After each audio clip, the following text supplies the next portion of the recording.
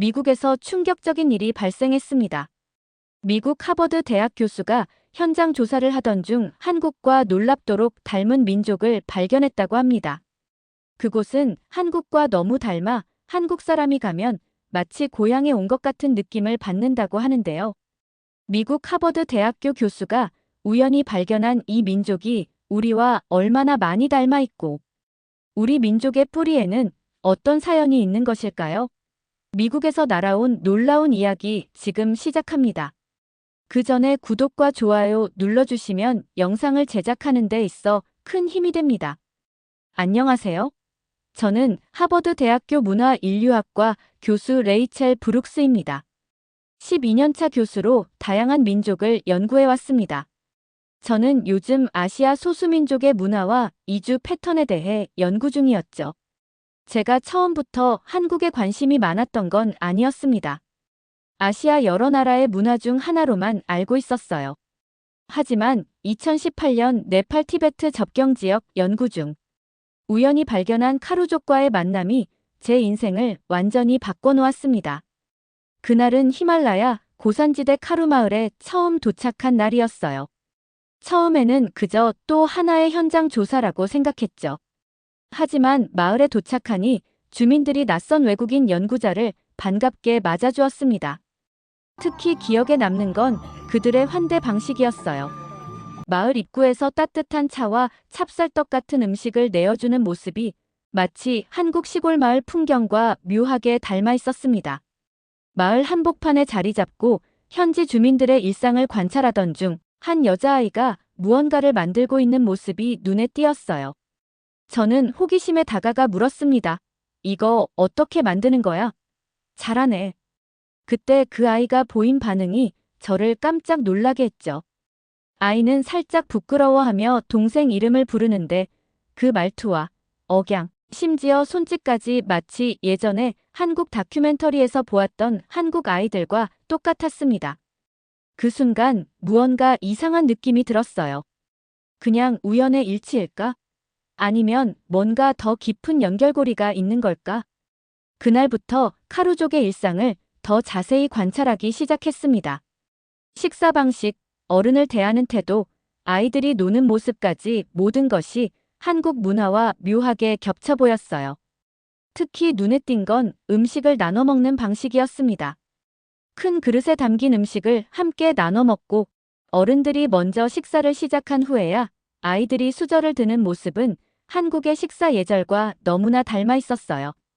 처음에는 단순한 문화적 유사성이라고 생각했습니다. 하지만 며칠이 지날수록 이건 단순한 우연이 아니라는 확신이 들었어요. 카루족 아이들이 꼬리잡기와 비슷한 놀이를 하는 모습, 어른들이 모여 술을 마시며 옛날 이야기를 나누는 모습. 이 모든 게 한국 시골 마을의 풍경을 연상시켰습니다. 하루는 마을 주민 중 좀 더 유창하게 영어를 할 줄 아는 조나단을 만났어요. 그에게 카루족 문화에 대해 물었더니 그가 말했습니다. 우리 마을은 1년에 4번 큰 명절이 있어요.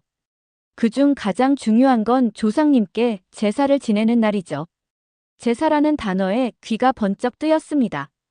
제가 알기로는 제사는 한국과 중국, 베트남 등 주로 동아시아 문화권에서 볼 수 있는 의례였으니까요. 이 작은 히말라야 마을에서도 제사를 지낸다는 사실이 더욱 호기심을 자극했습니다. 혹시 그 제사를 볼 수 있을까요? 제가 물었더니 조나단은 환하게 웃으며 다음 주에 있을 마을 제사에 저를 초대해 주었습니다. 연구자로서 무언가 중요한 발견의 문턱에 서 있다는 느낌이 들었습니다. 동시에 한편으로는 제 자신을 의심하기도 했어요. 혹시 제가 너무 주관적인 해석을 하고 있는 건 아닐까? 그저 비슷해 보이는 표면적 유사성에 지나친 의미를 부여하는 건 아닐까? 하지만 그런 의심은 마을 제사를 보고 완전히 바뀌게 되었습니다. 마을에 머무는 동안 저는 현지 언어를 조금씩 배우기 시작했습니다. 놀랍게도 카루족 언어의 억양과 리듬감이 한국어와 묘하게 비슷했어요. 특히 문장 끝을 살짝 올리는 듯한 말투, 존경을 표현할 때 사용하는 특별한 어미들. 이건 단순한 우연으로 보기에는 너무 많은 공통점이었습니다. 첫 만남에서 받은 그 낯선 친밀감은 앞으로 더 큰 발견의 시작에 불과했습니다. 제 연구 노트는 점점 더 많은 유사점으로 채워져 갔고, 카루족과 한국 문화 사이의 연결고리를 찾는 일이 제 학문적 열정으로 자리 잡기 시작했습니다. 마침내 카루족의 제사날이 다가왔습니다. 아침 일찍부터 마을 전체가 분주히 움직이는 모습이 보였습니다. 여자들은 음식을 준비하고 남자들은 제사 장소를 정리했죠. 그 광경은 마치 한국의 명절 아침과도 같았어요. 제사 준비가 한창일 때 저는 조나단에게 이끌려 마을 중심부로 갔습니다. 그곳에 차려진 제사상을 보는 순간 저는 말 그대로 충격을 받았어요. 찹쌀로 만든 흰떡, 과일, 술, 그리고 상 앞에 놓인 돼지머리까지. 마치 한국 전통 제사상과 거의 흡사했거든요. 이게 대체 어떻게 가능한 거지? 저는 거의 속삭이듯 중얼거렸습니다. 그 말을 듣고 조나단이 웃으며 설명해 주었습니다. 우리는 조상님께 이렇게 음식을 올리고 절을 합니다. 조상님들의 영혼이 와서 음식을 드시고 우리를 보호해 주신다고 믿거든요. 그 말을 듣는 순간 대학원 시절 한국 민속학 수업에서 보았던 자료가 생생하게 떠올랐습니다. 한국의 전통 제사에 대한 설명과 조나단의 말이 거의 일치했거든요. 단순한 유사성을 넘어 의례의 원리와 믿음 체계까지 비슷하다는 사실에 온몸에 전율이 흘렀습니다. 제사가 시작되고 마을 장로가 앞에 나와 의식을 주관했습니다. 장로가 절을 하는 방식, 술을 올리는 순서, 심지어 제사 후 음식을 나누어 먹는 방식까지 모든 것이 한국의 제사와 놀랍도록 비슷했어요. 그저 우연이라고 넘기기에는 너무나 많은 세부적인 요소가 일치했습니다. 제사가 끝난 후 마을 사람들은 함께 음식을 나누어 먹었습니다. 이건 역시 한국의 과정과 똑같았죠.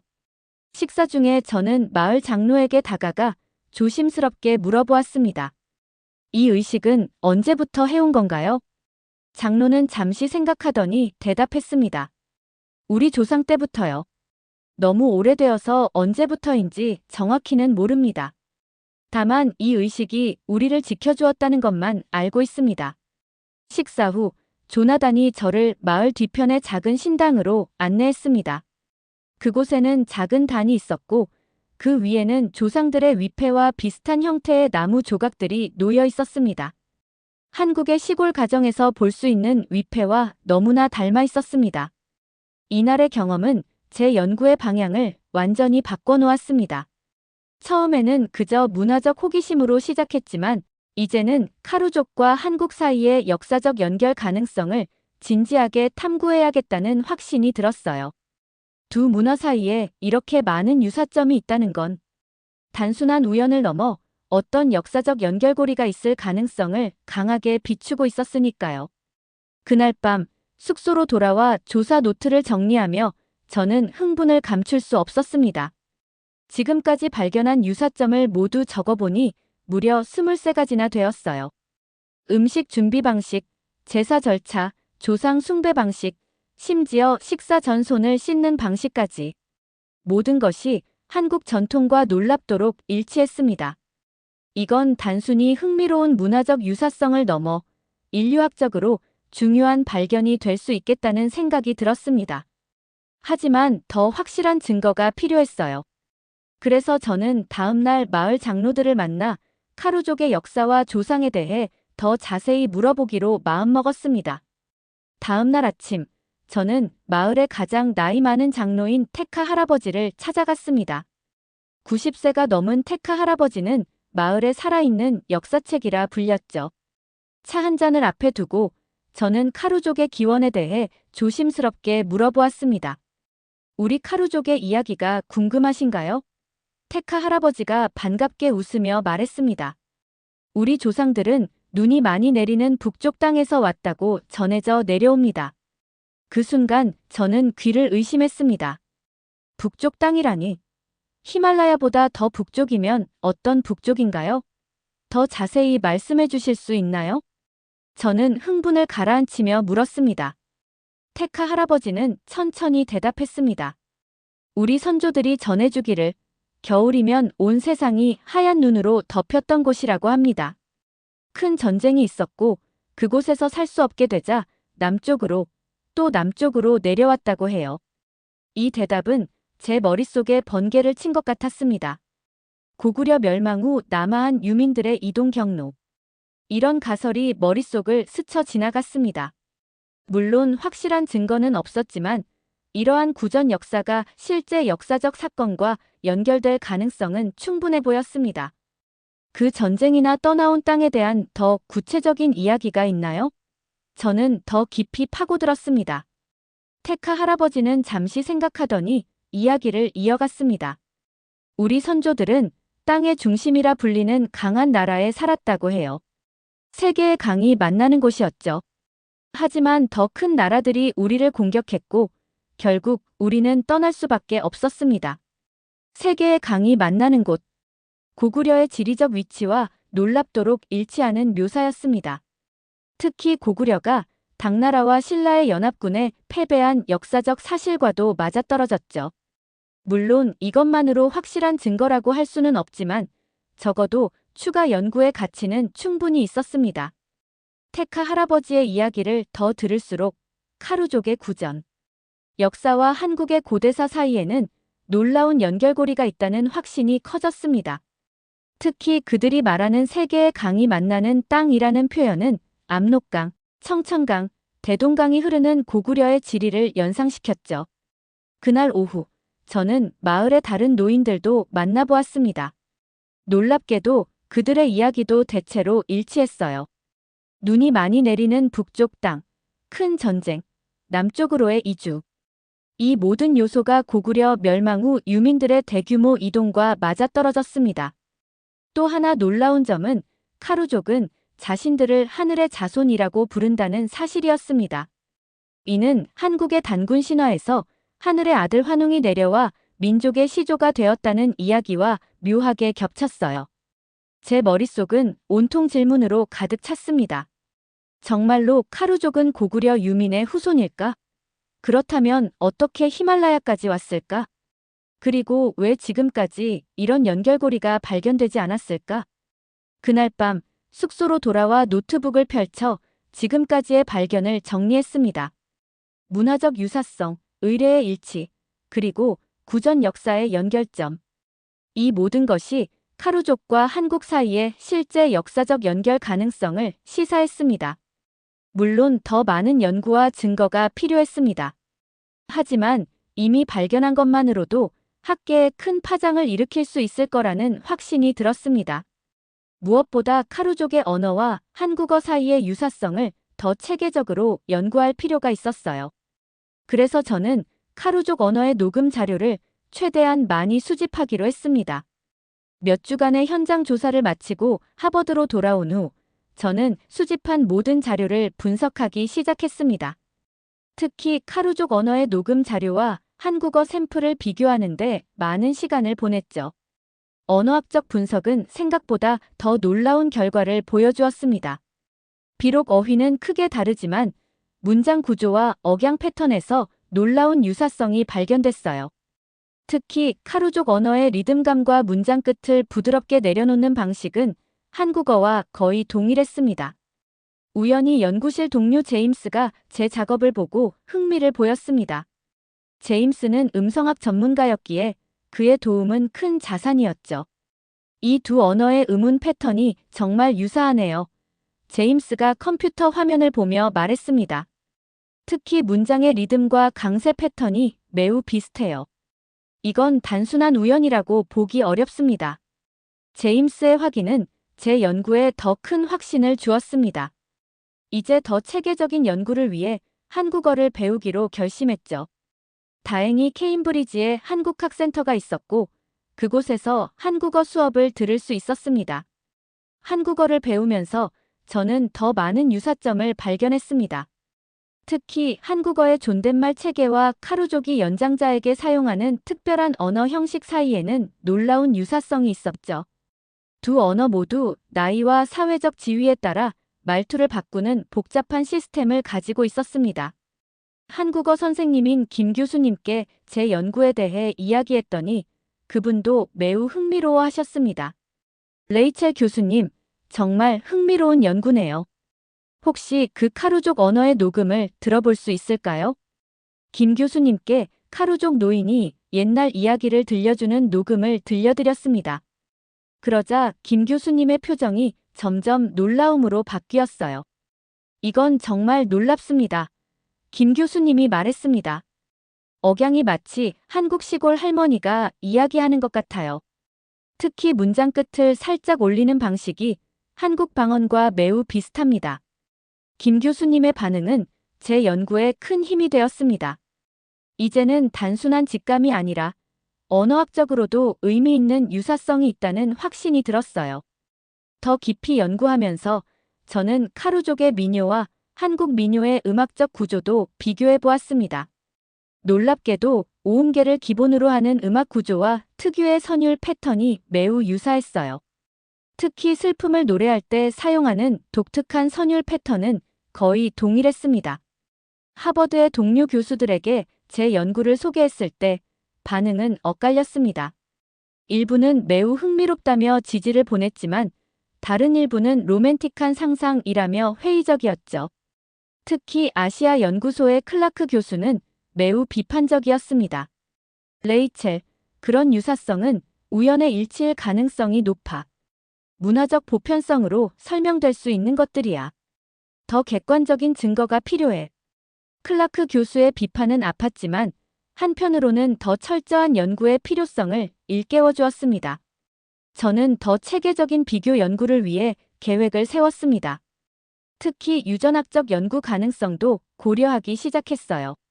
만약 카루족과 한국인 사이에 유전적 연관성이 발견된다면 그것은 매우 강력한 증거가 될 테니까요.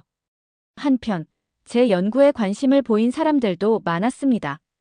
특히 한국학센터에서는 제 연구를 지원해주겠다고 제안했어요. 센터 소장인 박 교수님은 한국 학계와의 연결을 도와주겠다고 하셨습니다. 레이첼 교수, 이 연구는 한국 역사와 문화 연구에 새로운 관점을 제시할 수 있어요. 다음 달에 보스턴에서 열리는 동아시아 학술 심포지엄에서 발표해보는 건 어떨까요? 박 교수님의 제안을 받아들여 저는 심포지엄 발표 준비를 시작했습니다. 지금까지의 발견을 정리하고 더 많은 증거를 수집하기 위해 노력했죠. 특히 한국계 미국인 언어학자인 소피아 김과의 만남은 제 연구에 새로운 전환점이 되었습니다. 보스턴 심포지엄 첫째 날, 저는 한국계 미국인 언어학자 소피아를 만났습니다. 소피아는 동아시아 언어의 의문론을 연구하는 전문가로 제 발표에 큰 관심을 보였죠. 발표가 끝난 후 소피아가 저에게 다가왔습니다. 레이첼 교수님, 정말 흥미로운 연구네요.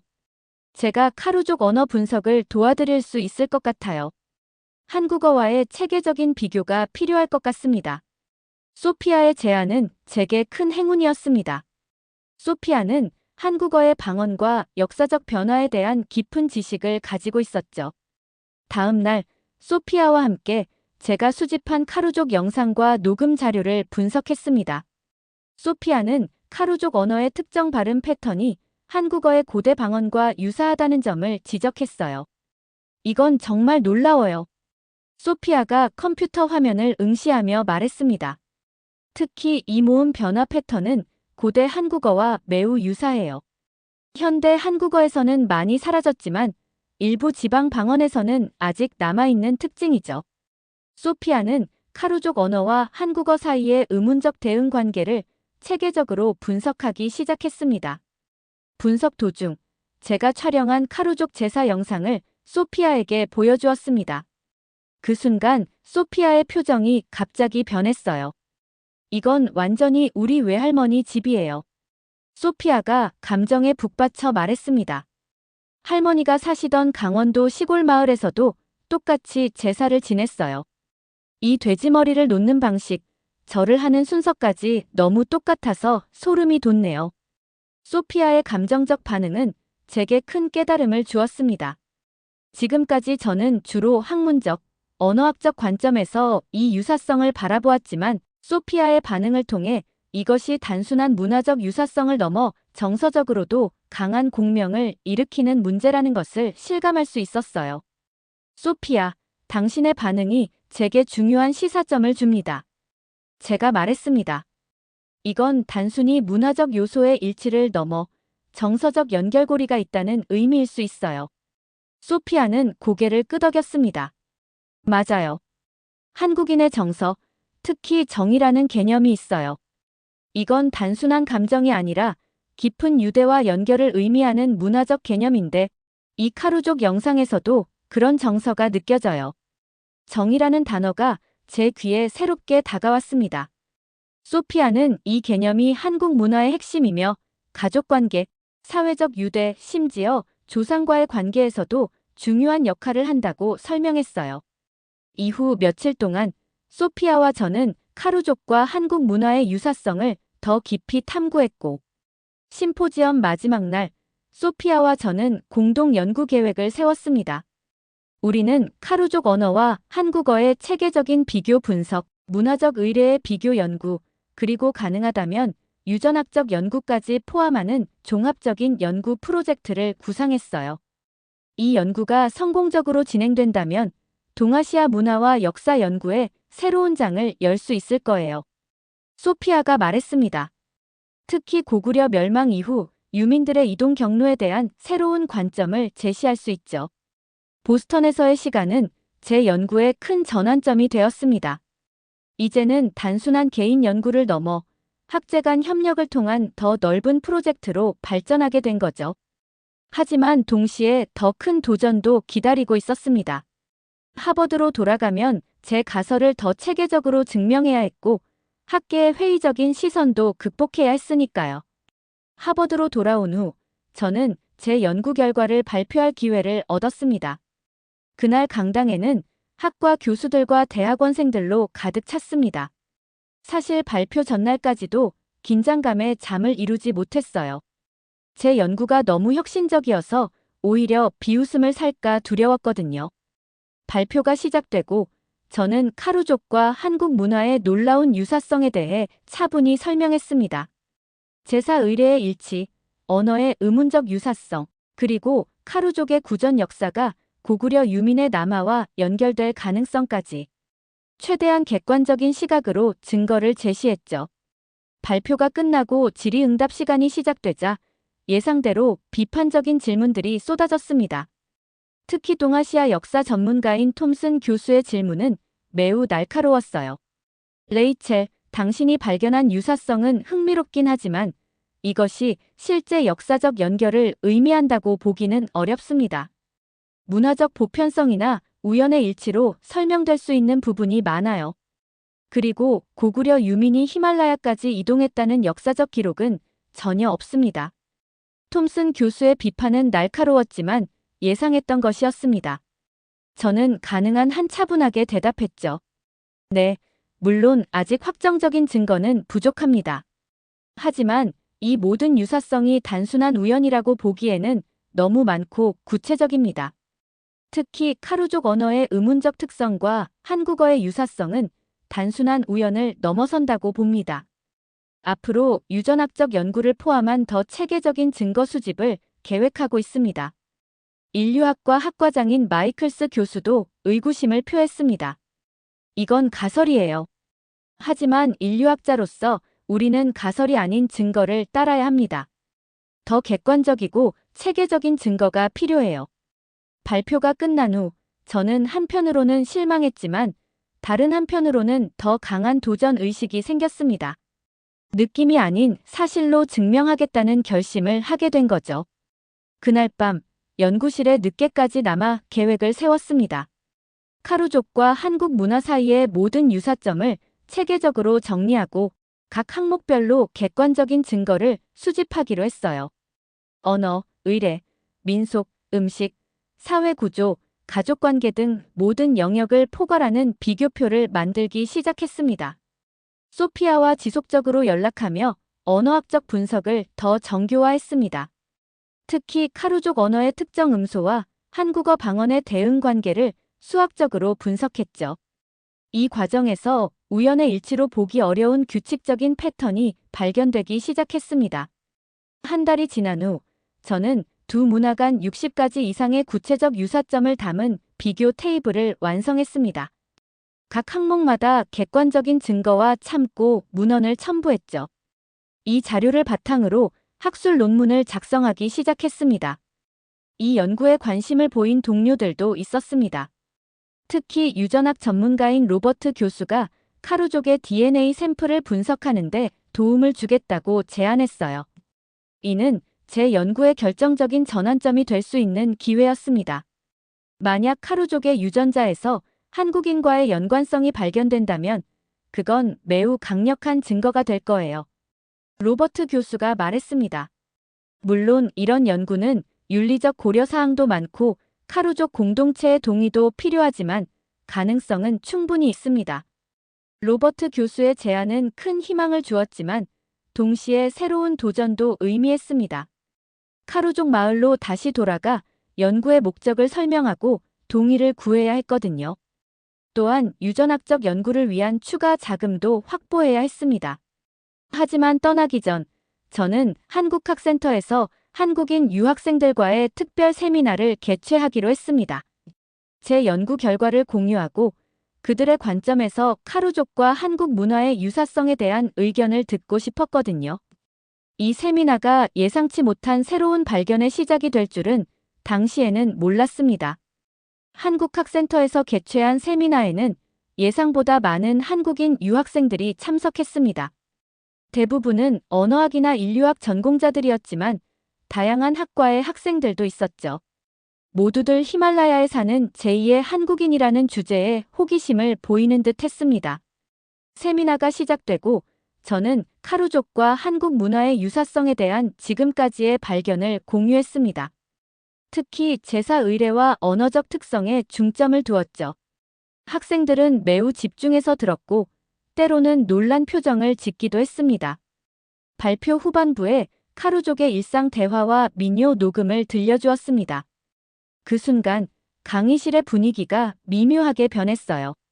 몇몇 학생들은 서로를 바라보며 놀란 눈빛을 교환했고 일부는 감정적인 반응을 보이기 시작했습니다.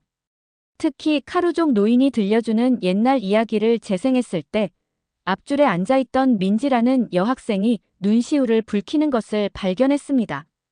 녹음이 끝난 후 민지는 손을 들었습니다. 교수님, 이건 정말 놀라워요. 민지의 목소리는 살짝 떨리고 있었습니다.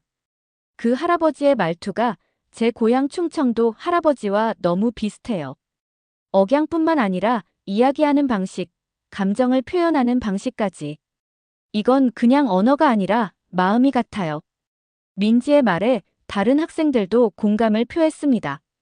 세미나는 예상보다 훨씬 깊은 대화로 이어졌습니다. 학생들은 카루족 언어에서 느껴지는 정서적 특성에 대해 열정적으로 이야기했고 저는 그들의 말 하나하나를 주의 깊게 경청했습니다. 특히 인상적이었던 것은 유림이라는 언어학 전공 학생의 분석이었습니다. 그녀는 카루족 언어의 특정 문법적 특성이 한국어의 구어체와 매우 유사하다고 지적했습니다. 특히 인용문을 사용하는 방식이 놀랍습니다.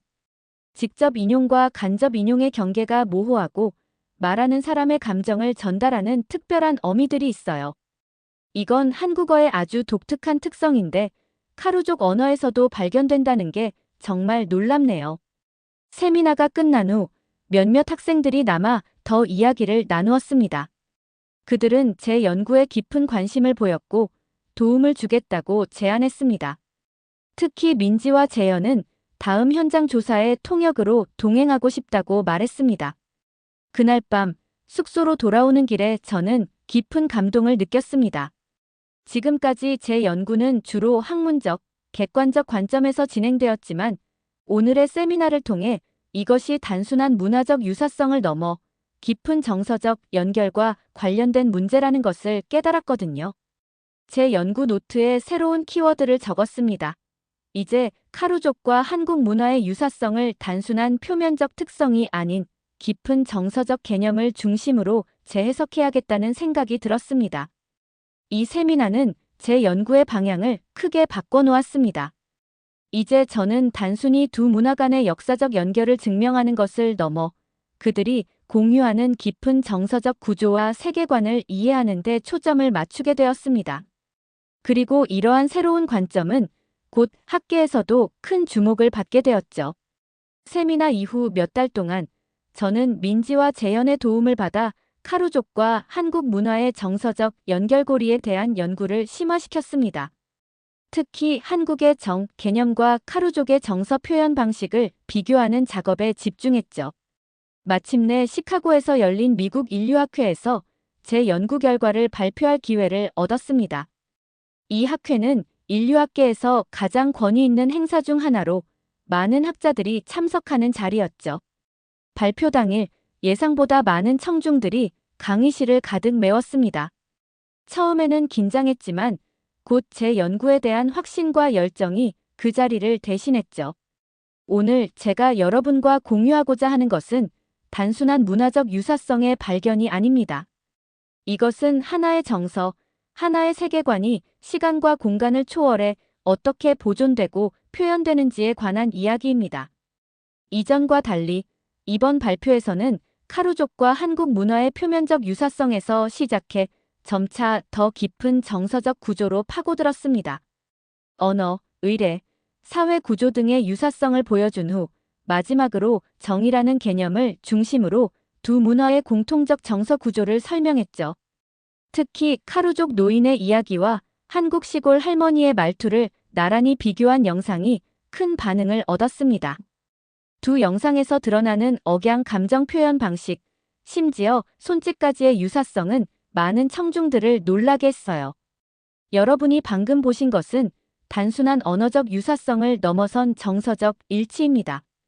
이것은 한국 문화에서 정이라 불리는 개념으로 깊은 유대와 따뜻함, 그리고 공동체적 정서를 의미합니다. 놀랍게도 카루족에게서도 이와 동일한 정서적 패턴이 발견됩니다. 발표 중 가장 인상적인 순간은 카루족 아이들이 놀이를 하는 영상과 한국 농촌 마을의 아이들이 노는 모습을 비교했을 때였습니다. 두 영상 속 아이들의 상호작용 방식, 특히 나이 많은 아이가 어린 아이를 챙기는 방식의 유사성은 많은 청중들에게 깊은 인상을 남겼죠. 발표 후반부에 저는 연구의 핵심 발견을 정리했습니다. 카루족과 한국 문화의 유사성은 단순한 언어적, 의례적 일치를 넘어섭니다. 이들의 진정한 연결고리는 정이라는 정서적 구조, 세계를 바라보고 타인과 관계 맺는 방식에 있습니다. 이것은 역사적 연결의 가능성을 넘어 인간 정서의 보편성과 특수성에 대한 새로운 통찰을 제공합니다. 발표를 마무리하며 저는 제 연구 여정의 개인적 의미도 공유했습니다. 저는 카루족에게서 처음 그 감정을 경험했고 한국 문화에서 그 감정의 이름을 발견했습니다. 이것이 바로 인류학의 아름다움이 아닐까 생각합니다. 우리는 낯선 문화를 통해 인간 경험의 새로운 차원을 발견하고 그 과정에서 우리 자신에 대한 이해도 깊어집니다. 발표가 끝나고 여러 질문이 쏟아졌습니다. 놀랍게도 이번에는 비판적인 질문보다 호기심 어린 질문이 더 많았어요. 특히 동아시아 연구의 권위자인 로렌스 교수의 반응이 가장 기억에 남습니다. 레이첼, 당신의 연구는 동아시아 문화 연구에 새로운 지평을 열었습니다. 특히 정서적 구조를 중심으로 문화적 연속성을 탐구하는 접근법은 매우 혁신적입니다. 앞으로 이 연구가 어떻게 발전할지 기대됩니다. 컨퍼런스가 끝난 후 제 연구는 예상보다 훨씬 큰 반향을 일으켰고 특히 한국 학계에서 큰 관심을 보였습니다. 2달 후 저는 하버드에서 제 연구를 바탕으로 한 특별 강좌를 개설했습니다. 정서와 문화 카루족과 한국의 사례라는 제목의 이 강좌는 예상을 훨씬 뛰어넘는 인기를 끌었습니다. 특히 한국계 학생들뿐만 아니라 다양한 배경의 학생들이 관심을 보였죠. 강좌가 끝나고 저는 카루족 마을을 다시 방문하기로 했습니다. 이번에는 한국인 연구자들과 함께 동행했었죠. 마을에 도착했을 때 주민들은 우리를 마치 오래된 친구처럼 반갑게 맞아주었습니다. 마을 장로인 테카 할아버지에게 연구 자료를 계속 보여주면서 지냈었는데 할아버지가 그러더군요. 우리가 누구인지, 어디서 왔는지 더 알게 되니 마음이 든든합니다. 젊은이들에게 우리의 뿌리를 알려줄 수 있게 되었으니까요. 이 여행은 제 연구의 중요한 전환점이 되었습니다. 이제 이것은 단순한 학문적 탐구가 아니라 두 문화 간의 의미 있는 연결을 복원하는 작업이 되었습니다. 유전학적 연구도 진행 중이지만 더 중요한 것은 이미 마음으로 느껴지는 연결이었습니다. 현재 저는 카루족과 한국 사이의 문화 교류 프로그램을 계획하고 있습니다. 카루족 청년들이 한국을 방문하고 한국 학생들이 카루족 마을에서 배울 수 있는 기회를 만들고자 합니다. 이를 통해 두 문화가 서로에게서 배우고 성장할 수 있기를 바랍니다. 돌이켜보면 2018년 히말라야 산맥에서의 우연한 발견이 이렇게 큰 여정으로 이어질 줄은 몰랐습니다. 하지만 인류학자로서 또 한 사람의 인간으로서 이런 우연한 발견이 가장 의미 있는 발견으로 이어진다는 것을 이제 저는 잘 알고 있습니다. 카루족 아이가 보여준 그 따뜻한 말투에서 시작된 이 여정은 결국 인간 정서의 보편성과 특수성, 그리고 문화가 어떻게 시간과 공간을 초월하여 우리 마음속에 살아남는지에 대한 더 깊은 이해로 이어졌습니다. 그리고 이 여정은 아직 끝나지 않았습니다. 오늘도 저는 정이라는 단어를 생각합니다. 이 작은 단어 속에 담긴 깊은 의미와 그것이 어떻게 서로 다른 두 문화를 연결하는지를 말이죠. 아마도 이것이 인류학의 진정한 아름다움이 아닐까 싶습니다.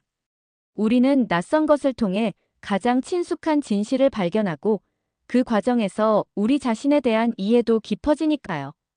오늘의 이야기 어떠셨나요? 여러분의 생각이나 경험을 댓글에 남겨주세요. 이 영상이 마음에 드셨다면 구독과 좋아요 부탁드릴게요. 다음 영상에서 만나요. 감사합니다.